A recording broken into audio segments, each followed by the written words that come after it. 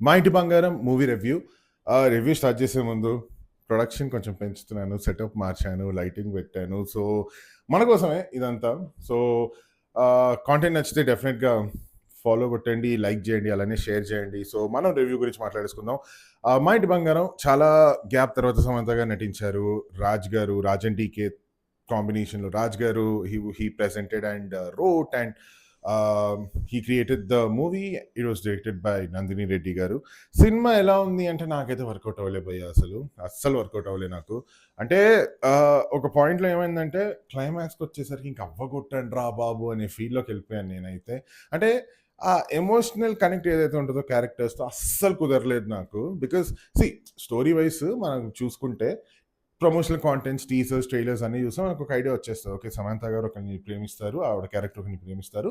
ఒక ఆర్థోడాక్స్ ఇంట్లోకొస్తారు and at the same time ఆవిడకొక పాస్ట్ ఉంటది. That past will come back to her అని. సో, ఇలాంటి స్టోరీస్‌లో ఏంటంటే ఆ పాస్ట్ ఏదైతే ఉందో, ఆ థ్రెట్ ఏదైతే ఉందో అది చాలా డేంజర్‌గా అనిపించాలి మనకి. లైక్ అరే! ఏంది? ఓహ్! వాట్ ద హెల్ అనే ఫీలింగ్ రావాలి మనకి.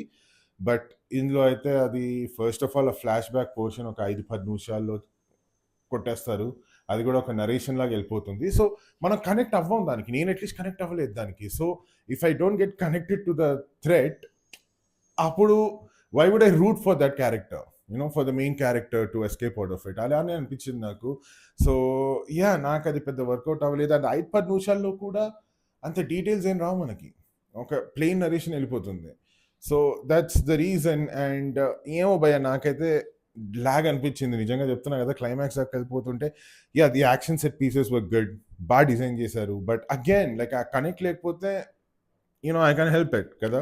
So, yeah! And performances vice వస్తే సమంత గారు she is a great actress and ఇందులో కూడా చాలా చేశారు. Special mention to the actress who played Samantha గారి friend role. I'm so sorry పేరు తెలీదు. బట్ ఆవిడ నిజంగా చాలా చేశారు. And everyone else yeah!